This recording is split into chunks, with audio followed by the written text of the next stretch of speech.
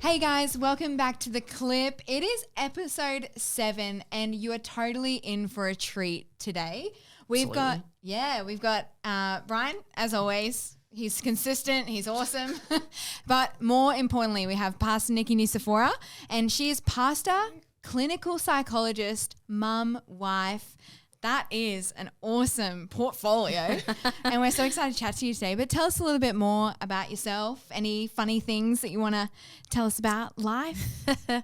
I'm based in Cairns at the moment. Great.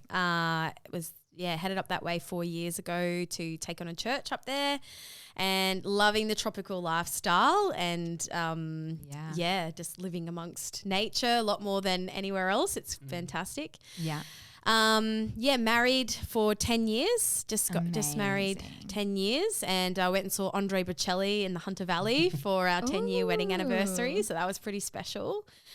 Got 2 kids, 4-year-old and a 2-year-old.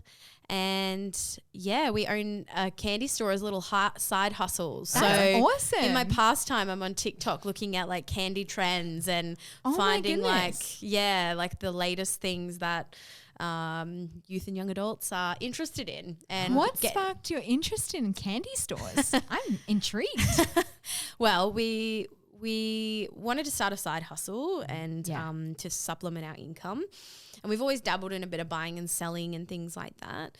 And the tourism in Cairns, we saw an opportunity for a store in a particular area that has a high traffic tourism. Yeah. And then we floated around 1,000,001 different ideas, and then we had this awesome idea, and then we saw a shop pop up that was doing exactly that idea, and we canned that. And then one day I was just like, what about candy? Yeah. Like, what about this? And we did youth and young adult ministry for 10 years, and I feel like that taught us how to read culture.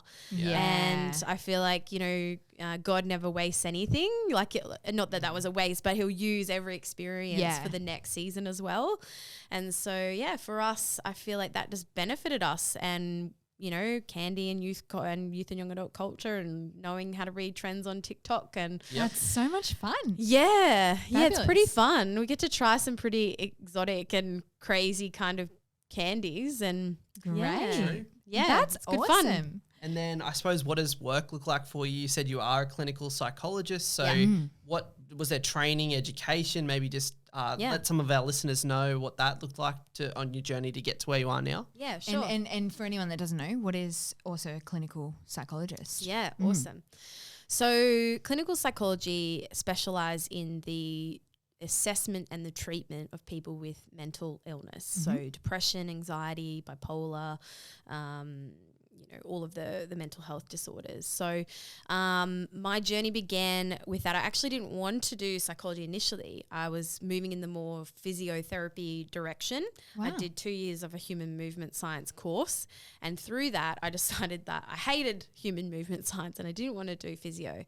And there were some subjects in that included sports psychology, and I just found myself loving those subjects. And I was like, I want to do sports psychology. So it initially pushed me in that direction, and then I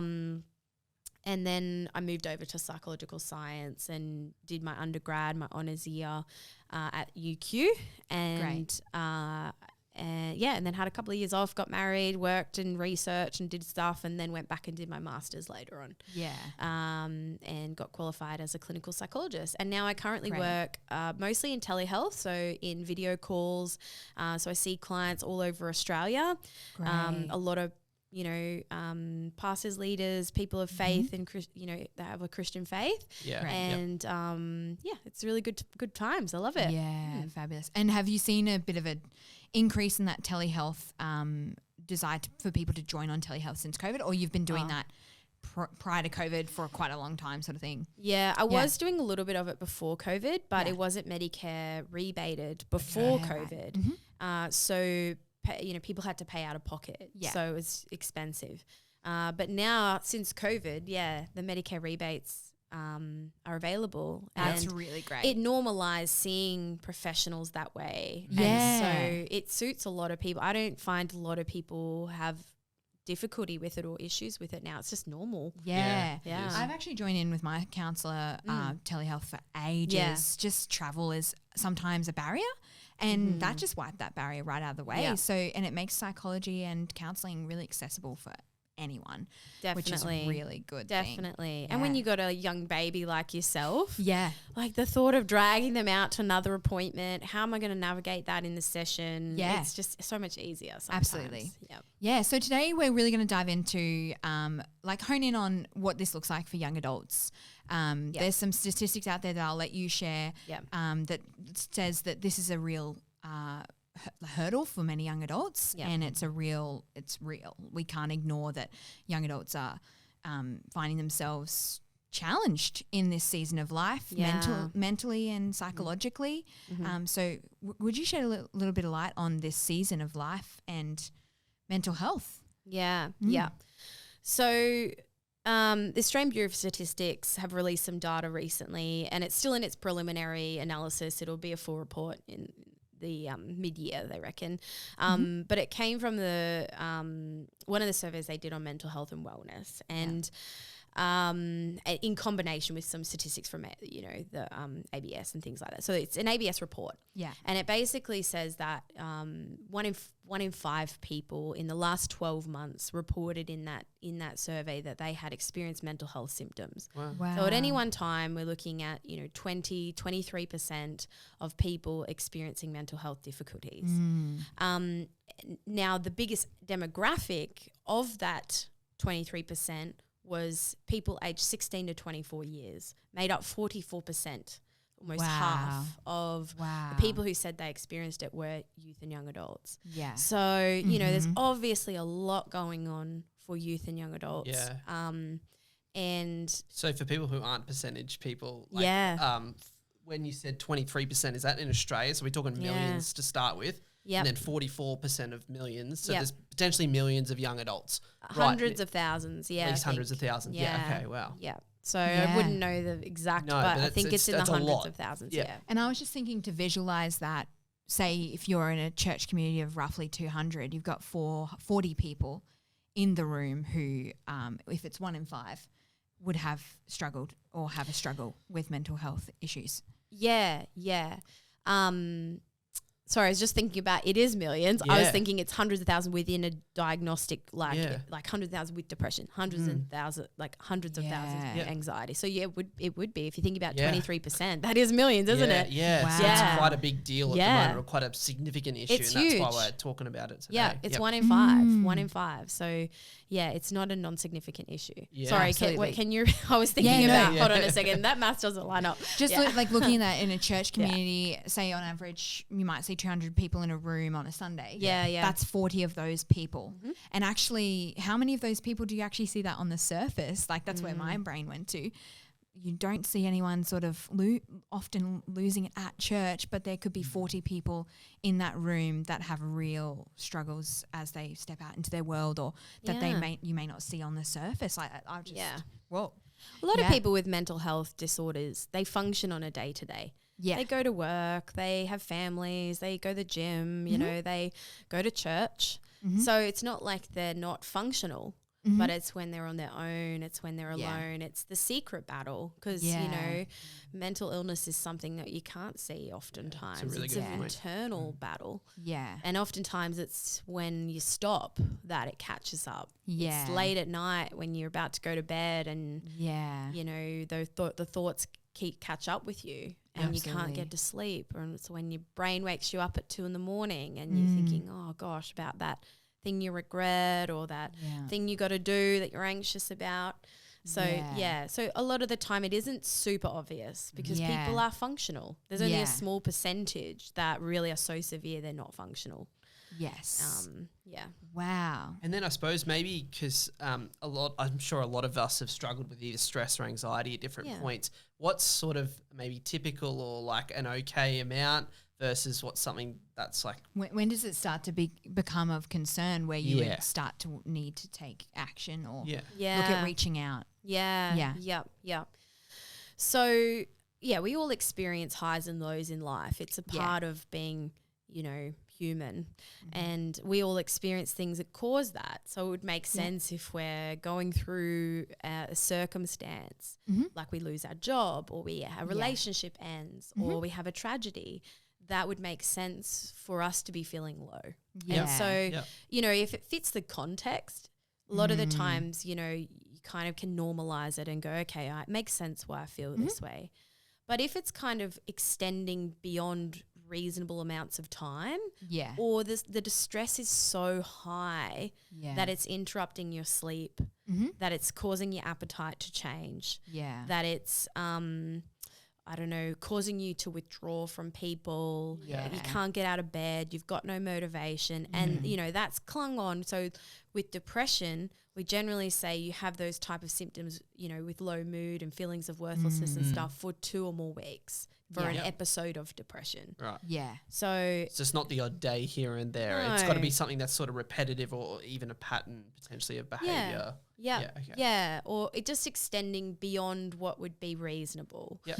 Or beyond what. And if you're unsure about that, you can always just check in with your GP, and they'll take you through some screening stuff, and that will determine whether they think you need a referral on to somebody else, or you might just be able to manage with a bit more support in your world. Yeah, absolutely. Yeah. And just tracking back to this ages of between 16 and 24. Yep. Why do you think that we're seeing such high statistics for mental health in that age range from what you've seen in your field? Well, we can, I guess, make some predictions, or we can try and understand it when we think about, I guess, the life adjustments and the life stage that people are in. You think about 16, grade 11, you know, they're heading into all of their big exams. They've got this massive amounts of pressure. So often when I'm seeing 16, 17-year-olds, it's around school pressure, burnout, not feeling good enough. They're not going to school. They're not completing their work. And it's often because they've just got huge expectations on themselves, or they feel that from their family or their teachers. True. And they don't feel like they can meet those expectations. So they just either avoid or opt out or shut down. So like, you know, or they've got huge amounts of procrastination. You know, and often we see procrastination as like laziness. But it's often in people who have very high, what we call high unrelenting standards. So they have very high expectations on themselves, feel like where they want to be is so high, and where their actual ability is lower than that. And so because I don't ever feel like I can meet that, I just avoid it. And I avoid it and I avoid it and I avoid it until I have to do it because it's due tomorrow. And then if I don't do well the next day, I can blame it on the fact that I just did it at the last minute rather than the fact that I couldn't do it. So it's protective in some ways, even though they might not be consciously aware of that. That's not every procrastinator, but you do see that. And then so they're walking in, I'm just lazy because their parents have told them that, or their school teachers have told them that, and I'm just lazy, I'm just useless. And no, you're not. You're stressed and you have huge expectations on yourself, and you actually want to do really well. Let me help you to, you know, unpack that and get on a journey to health with that. So that's often the 16, 17s. And then you're kind of thinking like, on relationships, peer relationships, friendship fallouts, the dramas, the first boyfriends and girlfriends that end in heartbreak. You know, sometimes it can be stuff in youth culture that can be really harming and damaging, like the sexting culture and stuff like that. So you can see like huge amounts of damage from that. Absolutely. So that, you know, they're trying to really, because I mean, not saying adults don't do that, but it's a real, like, in that teenage years. You're still developing. You're still so young. And you're trying to navigate real adult things. And then like bullying, that kind of thing. And then, you know, finishing school and starting uni. It's like a whole life transition. You're now used to the structure, used to the routine of school, which works really well for most people. And now you've got to manage your own time, manage your own energy. You've got to make sure you're rocking up to class, and no one's asking you if you don't rock up. Absolutely. And then often first serious relationships. More often than not, they don't end in happily ever after, you know. They do end up in you know, heartache for most people, those first relationships. And then navigating that, some people move out. You got financial pressures of like, now I've got to fend for myself. You know, navigating jobs you don't like it's so complex. There's lots of adjustment. And then if you do get married at a young, you know, in that early 20s, that's a huge thing. Some people have babies in that time. Absolutely. So it's so varied. A lot happens in a short amount of time. So much. Buying first house, like, and housing, all of that stuff happens totally such a young age. Yeah. And then like, you know, obviously it's the legal drinking age at 18. So some people get, you know, start experimenting with that. And that leads to a whole lot of pain if you binge drinking, making a lot of mistakes. Like it's, you know, you can just see how the culture as well can influence negative mood. Absolutely. And that doesn't even factor in maybe what's experience you had up being brought up or any other like traumas you may have come across. That doesn't factor in any of that. That's just looking at that season and as a generalization, what's going on in that time. So, that's a good point in that I think sometimes because you're still a child and you still like even in adolescence, it's like sometimes the experiences that you had, you don't realize how big they were until your brain catches up to them in your development. Absolutely. And then you reflect back. And sometimes the penny's dropping for people and they're like, whoa, that was that. That was happened to me. You know, violent or that was not okay. That was traumatic even, you know. And because it was just normal because they didn't know any different. But then they get into adulthood and realize, oh, hold on, the world doesn't operate like that. That's not normal family life or that's not normal first relationship stuff, you know? Like that's really real. And then processing that at a different age is very complex, isn't it? Hey, like processing something that might have happened to you in your earlier years as an adolescent is really difficult and confusing. Wow. Definitely. Yeah. And then I was just going to say, in some of your sessions, would all these factors come into the, you know, advice that you're giving your clients, or like the help that you give is like the personal circumstances a big factor in how you're sharing back with them, or like is there kind of generic steps or like common steps that you'd be giving to your clients? As in, would I consider all of these lifestyle factors and things? Is that what you mean? Yeah, or like all of their I think so. Yeah, I mean, I think you would take that into account before sharing back. But are there common steps like or common things you're leading them to take? Next steps that you're asking. Yeah, I suppose so.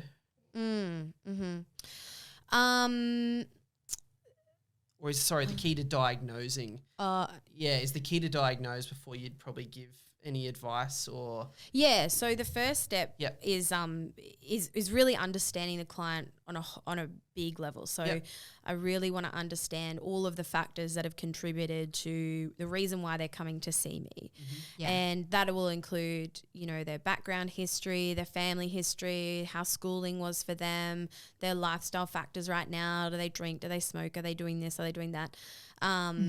You know, all of those different factors. And then from that, we then form what we call a formulation. Okay. So that's probably one thing that psychologists are really great at is formulating. That's how we're trained. We're trained to understand people's behavior from how all of these, you know, biological, psychological, environmental, social, spiritual factors, how they all contribute to a difficulty developing. Then we present that to the patient, to the client, and then get their feedback. Does this fit for you? Do you feel like this is you? And a lot of the time they're like, whoa, you just read everything. Like that's exactly me on a piece of paper. And then we go, okay, well, now that we've identified that these are the factors, these are now the areas we're going to target in our work together. So this over here, this avoidant behavior that we've identified that you've learned since you've been doing since you were 10 or you were 6, we're going to learn a new way to now deal with difficult things that come up in life. We're going to learn how to approach them rather than avoid them, for instance. So we're going to start here and then we're going to move around. So so it is really like it's targeted that's informs the steps that need to be taken. Yeah, definitely. And absolutely that like also highlights just the value that having the option to see a clinical psychologist or clinical psychology in terms of the assessment, diagnosis, and then stepping forward in a very practical sense. That's just a good example of how many people can be right in that situation and just going, okay, here's the download, the total dump of where things are at. I can't make sense of it. I'm confused. And then the professional on the other side being able to go, does this sound right? If we take this step first, does that sound like that would help? And then this is how you could go about that. It's just kind of just want to say that if anyone hasn't had that experience with a clinical psychologist, that's the value that you could add to somebody's life who you're just kind of feeling like you're right in the midst of all the mess and you don't know what to make of it and don't know how to go forward. That it's just really valuable in that sense. And then another value is obviously having community around you whilst you're navigating lots of change. So as a friend to many people, like, you know, being a good friend in this situation, like we've heard a lot about Are You Okay Day these days. So it's starting to talk about how we can bring up that conversation to be really vulnerable with one another. Like you said, it's not something we can see on the outside. It's very much internalized a lot of the time, happening in those quiet places. So as a friend, how can we actually like care for and be intentional to have the right conversations? How do we go about even like when somebody just comes forward with being so vulnerable with something that's really painful and maybe just really concerning as well? How do we actually navigate that situation as a friend and a peer in this season? Yeah, it's a good question. It can be overwhelming as the listener sometimes. That's true. You know, and I think people who feel like they need to have the answers for their friend and, this is too big and I don't know what to say. So they can back off from the conversation because they're like, I didn't know what to say in the moment. And I think it's just normalizing that it's okay if you don't know what to say. It's just, you know, asking questions is probably the best way to move forward. Tell me about your experience of that. You know, when you said that you felt really hopeless lately, what did you mean? Can you tell me more about that? Those sorts of things. How long you been feeling like this? Just keep asking questions and then just, you know, let them know that you're sorry to hear that and that you just want to be a friend and support however you can. And then ask them the question, how could I be a support to you? And more often than not, they'll go, just you listening to me today meant the world to me. The fact that you didn't judge me, you didn't try and shove solutions down my throat and say, well, if you just did this, if you just did that, because that shuts people down when people jump into like solutions straight away. Absolutely. And it's not about that you can't offer solutions, but you want to have empathic listening first. And I think where I've seen relationships break down between people or people become more distressed when they have opened up to a friend has been when that friend has either jumped into you just have to do A, B, C, and then they haven't felt fully understood or validated and heard. And so that's the first step. And I think having experienced different patches of life where it's a bit overwhelming, you're already in a state of feeling quite shut off, shut down. The last thing you want to do is that moment when you bring it to somebody, feel even like validate that feeling of being shut off and shut down. Because I know that I had to learn from experience as well that it's not appropriate to go, oh, me too, I've experienced it, because everyone's situation is so different. And you just need to acknowledge that as well. They don't need to hear that you've had a similar experience. Such a good point. Because like that's not helpful at the time. And it's not that you can't share that later, but in that moment. And you do also see that happen. You know, that happened to me, and then ends up being their therapy session and their pour out instead of the other way around. So you have to be conscious of that. Absolutely. For sure. And it's great that you kind of learnt that skill and reflected on that, went, oh, okay. I should try and just save that for another day. Absolutely. But it's good to pinpoint that listening is just so valuable, and you can never kind of put enough time aside just to be patient to listen because it's of such value to that person in that moment. People underestimate the power of validation. They do. It is often a solution in and of itself. And I think that like psychologists are very, like, they're trained in empathic listening skills. Yes. And so oftentimes, a client will feel very understood when they should, hopefully, but when they leave because of those skills. Yeah. And, it communicates in and of itself, right? When you validate, I'm with you. I believe you. I'm here for you. What you're going through is tough, and I empathize with that. You know what I mean? So it's you can't underestimate the value and power of validation and just being with someone. And that's a really good point. And I think some people maybe don't go there because they might think, oh, we're getting into some sort of pity party. So maybe could you explain the difference between like empathic listening versus like a pity party? What would be the difference? Or I'm not saying that. Or is there no pity parties? Because I don't know, like sometimes like if you go say super negative and you're not really helping, if like you just keep like, are there bad ways of kind of just even listening or? Not initially. I don't think if they're coming to you for the first time and sharing something with you, we get very fearful of like, I don't know, we don't want to reinforce negative stuff. But I guess what that also communicates to the person that you're talking to is I'm uncomfortable with these negative emotions. Yep. And I actually don't want to have this conversation. Yeah. And that person no longer feels safe then to really share about what they are feeling on the inside. Absolutely. Yeah. So we don't want to, I think that probably says more about us and our uncomfortableness with negative emotions than it probably, it says anything about whether what they're doing is right or wrong. Yeah. I think we just need to learn how to be okay with the full range of emotions that come with being human. Yes. Yeah. And, we just need to go, man, like, that sucks. That sucks you feel like that. Yeah. I'm really sorry. And, we think it's going to make it worse, but I think it actually makes people feel better. It actually does the opposite. Yeah. Yeah. That's really, really good. I just love picking out like bits and pieces, but really good to be comfortable, like just to experience that full range of human emotion. Yep. And one thing that I've had to become comfortable with is silence as well. Yeah. Like as part of the listening process, there's often silence because sometimes you're just like, I'm not sure how to reflect back or how to like respond to that. Yep. But sometimes silence says a lot too, just to be there. Yeah. And use your non-verbal language to speak for itself as well. Yeah. A lot of us, I think young adults, aren't comfortable with sometimes a conversation that doesn't end up finding a solution. Sometimes we're really achievement driven and we got to get to the solution. And like you said, that they're not feeling validated, but also just like embracing moments of silence.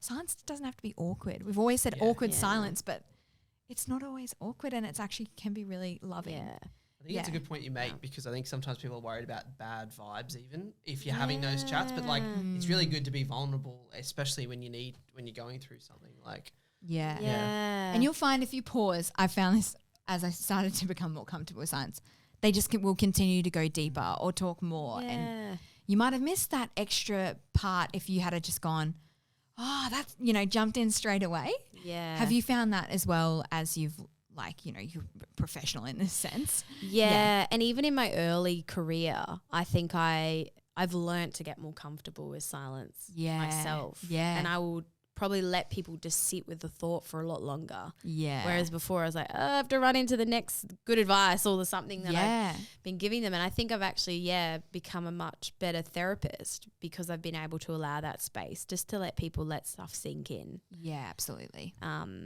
Yeah. Yeah, there you go. Fabulous. I love it. Because, we can always just be more aware of the people around us and what might be happening in their world and how we can actually just hear them and be there for them as well. Yep. We were really keen as well just to dive into a little bit more about like the generational influences over people in this age range, the young adults. So that might be family upbringing, different patterns, different ways that you were brought up, and how that might influence your worldview as you step out and become your own adult. So, and then also different traumatic events and different things like that, where you or for me, as an example, mental health going kind of through my family on both sides, and I sort of had to decide what do I have to do to rewrite this narrative. So just being aware of the patterns, influences. Sure. And then because you are becoming your own adult, you're stepping out and you get to create your story from that point, really. You're not attached to the environment of your family anymore.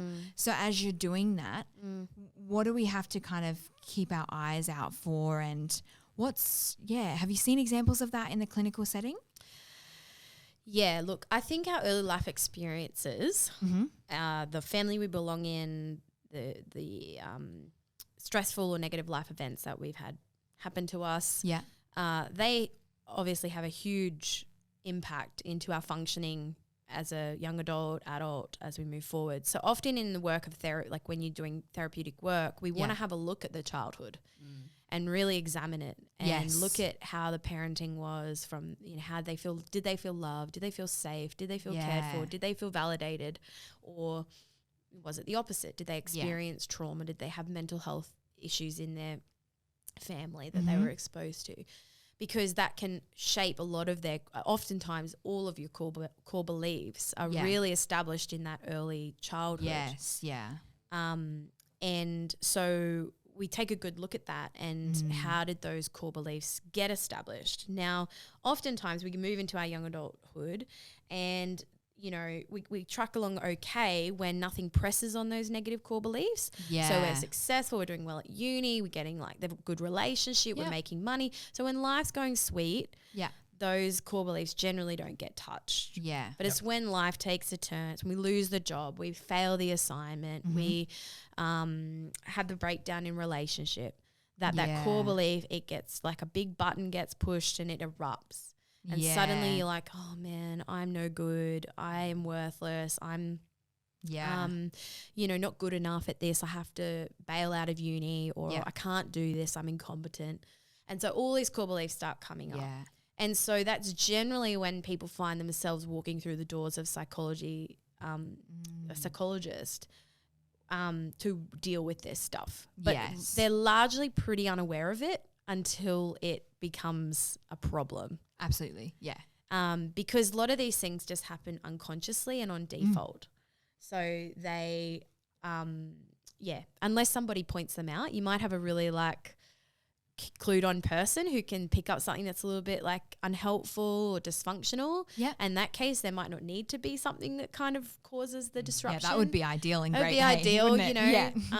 And if we have mentors and things like that in our life, they can, they're close enough to see those things. But generally it is when there's a difficulty that will erupt. Yeah. And then that's an opportunity to then discover, what have I picked up from my early childhood that's now getting in the way of me being and living the life that I want to live today? Yep. Yes, that's a great question. Now I've got to assess and change that so that I can now be the person I want to be and live the life that I want to live, because it's not taking me anywhere, holding on to that sort of thing. Yeah. And so we're thinking, as an example, maybe you're getting married and you've grown up in a family that sort of operates, you're creating your new family, and maybe you've actually just seen conflict managed in a really so in that situation you've seen conflict managed poorly, I'd say, not getting to a resolution, lots of arguments and name calling or something like that, and then all of a sudden you're realizing, I'm the wife that now is calling names, and so how do you go about kind of rewiring that behavior? What does that look like in some of your sessions as you're guiding people to rewire in a sense? That's a good question. So, you do see a lot of, if we're talking about just interpersonal relationships and things like that and how people interact, and especially when if you in the context of forming your own family unit and getting married, it's not uncommon for couples to struggle in that first year or two, particularly as they're trying to forge their way forward. And you generally will just relate to your partner the way you saw your dad relate to her, or your mum and dad relate to each other. And oftentimes, I just want to point this out, is that sometimes the difficulty can come when, as children, we haven't actually seen our parents fight at all. So sometimes I see the biggest difficulties when the parents have had this sort of rule growing up, we never fight in front of the kids, right? But what they don't realize they've done accidentally, it's a really nice thing to do. I understand why they're doing it. But they haven't shown their kids how to manage conflict and work through differences in values and expectations, and they haven't modeled that. So then these couples come together and they've got no idea how to do conflict, or they see conflict as terrible and it's something that we should never get into, and we're like failing at our marriage because we're in conflict. Wow. But the truth is conflict is required. And when couples come in, I'm working with couples and they say, well, we don't ever fight.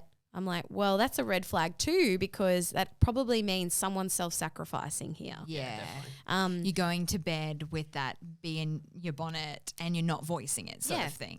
And there'll be resentment growing there for sure. You're just quiet about it or, sacrificing. Because essentially if someone says there's no conflict in the marriage, they're just saying they're happy with 100% of every action of their partner. Yeah, exactly. Essentially.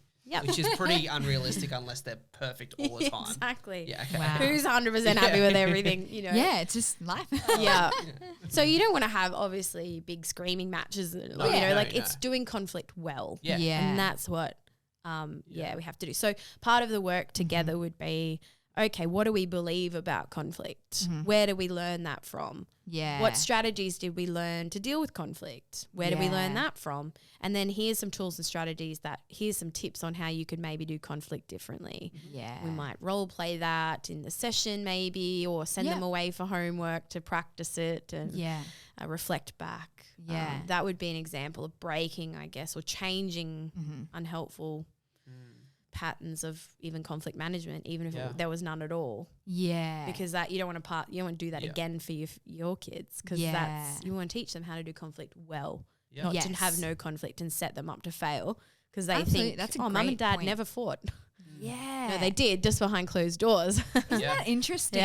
Like just how you think you'd be safeguarding them from so much, but actually they end up not seeing like any sort of model. That's right. Because there'd be other areas that it would impact too, right? Like say with finances, like the way you see your parents spend money or invest money growing up is likely how you'll start, and then you have to figure out, are you going to do the same or but if you don't touch it. Well, I think for me, I figured that out when I didn't have any money in the bank, and I was like, well, that's not working. There was something pressing, I think, on that one. I better develop a better relationship with money. So we have these things that are patterns of behavior. It really is skills that you never learnt. Okay. Because if you didn't see your parents manage money, well, you never learnt skills to manage money. Absolutely. They didn't manage money because they had no skills to manage money, and they never asked for help to get it under control.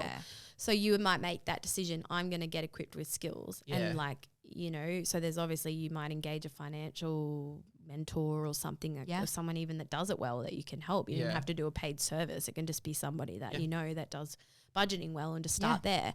But that's really what psychology is as well. It's just equipping people with skills that they never got when they were growing up that can help them to be a healthy, functioning, full life adult in their current life and context. It's just looking for the deficits and filling in the blank, so to speak.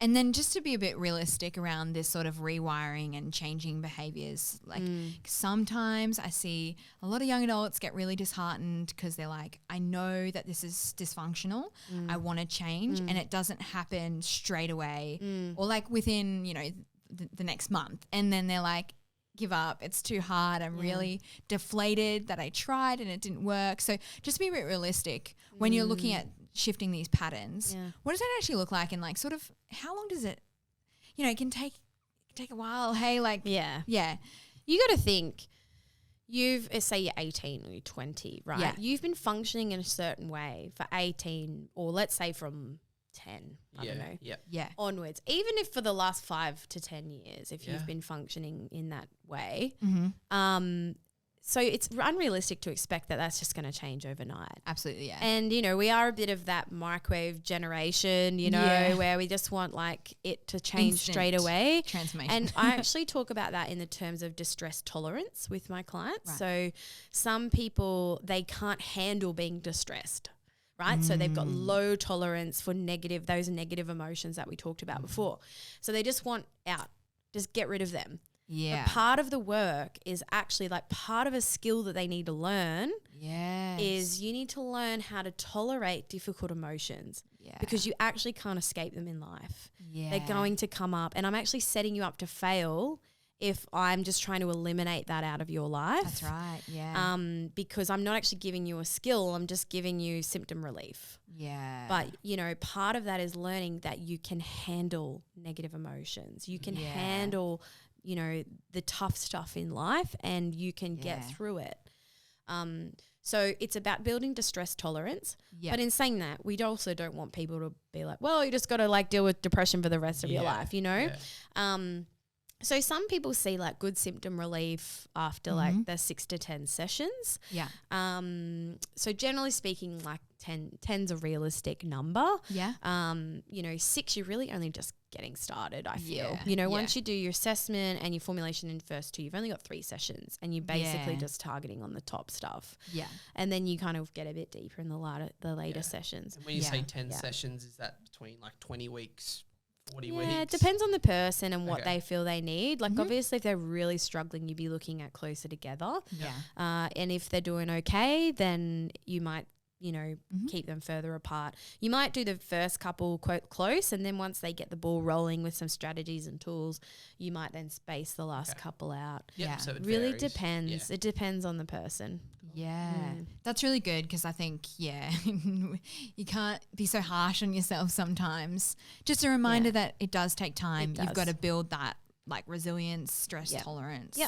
And that's actually really takes focus. Yeah. I know in my personal experience that of doing that, initially when you're learning these things for the first time and you're breaking a pattern, it actually feels quite unnatural too. Totally. And it can, you know, I wound up back, you know, in front of my counsellor, psychologist, and they've been like, how'd that go? And I was like, oh, it was just easy to go back to what I was doing because that was so unnatural. It took so much conscious effort to shift, but it's totally worth it in the end. Yeah. Yeah. Yeah. Yep, you're learning new patterns of behavior, which, you know, are going to feel clunky at the beginning. Like, I don't know if you've ever done, I've just started doing F45. Yeah. And I have I'm moving the wrong direction. I got no idea how to do the moves. I just feel totally awkward and out of place there, you know.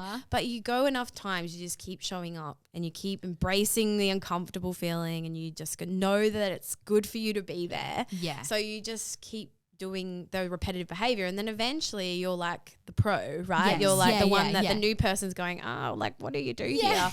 You know, like I've literally skipped stations, gone the other direction, like, you know, and that's kind of like what it's like when we're learning a new behavior. At the start, it feels clunky. You don't know what you're doing. You're in the wrong direction. Doesn't feel natural. But it will become natural the more you adopt it and the more you do it. And you've kind of just got to trust that a lot of people, you know, I always say to people, look, what you've been doing hasn't been working. Yeah. You're here because it's not working. Yeah. So we've got to shelve that for a little while. Can we just, because it's scary to put, you know, things that you've learned how to deal with certain things. Yeah.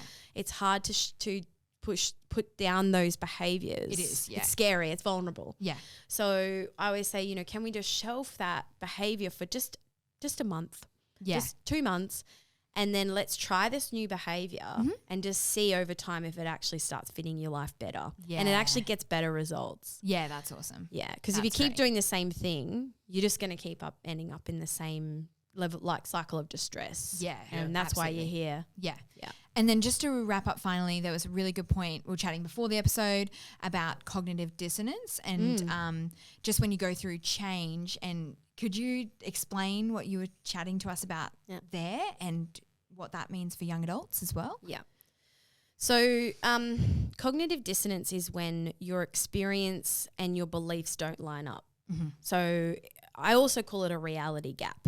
Yeah, that's good to remember. Yeah. So it's like what I know to be true and what's actually happening right now, they're not matching up. Yes. Now, as humans, we don't like cognitive dissonance because it causes psychological distress. So one way of coping with that is we change or we try and change the experience that we're having, or we make sense of the experience in a different way, however that is. The other side of the coin is that we change our beliefs to fit the experience. Yeah. So, when we're thinking about that from a faith perspective, it could be that I'm going through this really tough season at the moment. I can't understand how that maps up with God being good. Yeah. So I either need to understand this experience a bit more from like a worldview, like a biblical worldview, or a theological understanding of it. Or I'm going to change my beliefs so that it must just be God's not caring or God's not real or whatever. So that can really influence people's drop off, I think, sometimes. But sometimes they've just got to, again, talking about that distress tolerance. Yeah. Sometimes there are seasons in life where we have to sit with that. Yeah. We have to sit with, hold on, my experience doesn't map up with what I believe. And that doesn't mean I need to run away straight away, but maybe I just need to sit in this season because we don't like it, so we avoid it and back off. We just got to sometimes lean in and go, all right, I'm just going to sit here for a while and try and figure out, can I make sense of that to line up with my beliefs? Rather than trying to just get in avoidance, which is not going to be helpful. And sometimes in that avoidance, missing out on the full picture where God brings it full circle. And you're like, okay, God is good and this has happened and he has brought good through it, which is the full circle. And that's amazing in our faith that we can have that insight from him to see things from a different perspective. One thing my husband actually said to me, and it's always been very helpful for me when we've been through stressful situations and difficult seasons and things like that, is, he sort of just said to me, 1 week from now, this could be totally different. Absolutely. 1 month from now, you might not feel the same way you do about this right now.